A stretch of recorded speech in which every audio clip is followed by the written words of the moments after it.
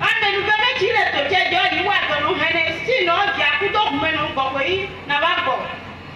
Et il va de notre compagnie de port, et au mot.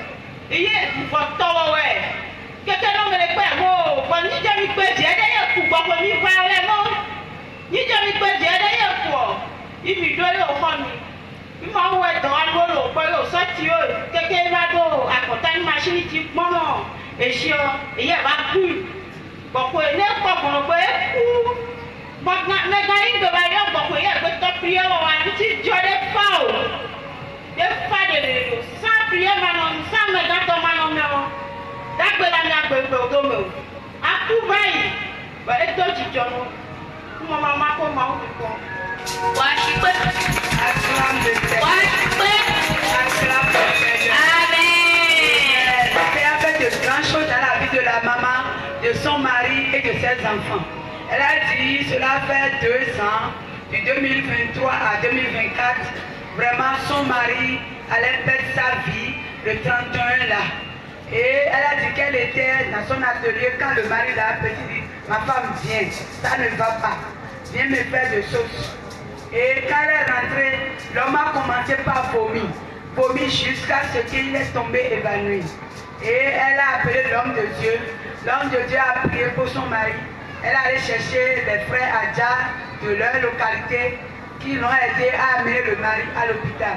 Elle dit que cela sonnait 01 du 31 2022 à 2023 quand son mari a eu la première perfusion. Et après 4 perfusions, le premier, ils sont rentrés. Ça, c'est la première chose que le Seigneur fait dans sa vie. Elle a dit que son enfant, le bébé qu'elle porte maintenant, que quand elle était tombée enceinte, elle ne sentait rien. Elle n'a pas de malaise. Mais vers le moment où elle va accoucher, ses parents ont commencé par l'appeler. Quand elle avait dit, ah, nous avons rêvé que tu voudrais accoucher et que tu es mort sur la table d'accouchement. Et elle-même a commencé par avoir peur. Et elle a décidé de revenir au village. Elle est allée voir son pasteur là où elle est. Le pasteur a dit non. Ce n'est pas un homme qui a mis l'enfant dans ton ventre. Tu ne vas pas rentrer. Il a convaincu. Et il est allé voir son mari pour expliquer la cause pour laquelle elle ne doit pas revenir au village. Que le Seigneur va agir dans sa vie. L'homme de Dieu ici aussi, elle appelle l'homme de Dieu prie. Elle-même ne sait plus quand est-ce qu'elle va accoucher. Mais le jour de l'accouchement, l'homme de Dieu était pour croisade à Paou. Elle a commencé par sentir des contractions. Elle-même disait, ah, je vais faire de prématuré. Elle a appelé l'homme de Dieu. L'homme de Dieu a dit, t'inquiète pas, je vais prier pour toi. Si je prie pour toi, après la prière, si tu es à terme, tu vas accoucher facilement. Mais si c'est l'œuvre de l'ennemi, après ma prière, les contractions vont s'arrêter. Effectivement, l'homme de Dieu a prié pour elle. Elle a dit, les contractions continuaient jusqu'à ce qu'il y a eu des poches d'eau qui se sont écrasées. Et elle savait que c'est maintenant l'heure à sonner. Elle est allée à l'hôpital. Elle a dit, elle n'a pas fait 15 minutes. Elle a déjà accouché. Et c'est la seconde chose que le Seigneur a fait dans sa propre vie. Elle a dit, sa fille est née. Elle avait l'habitude d'avoir des problèmes de dents.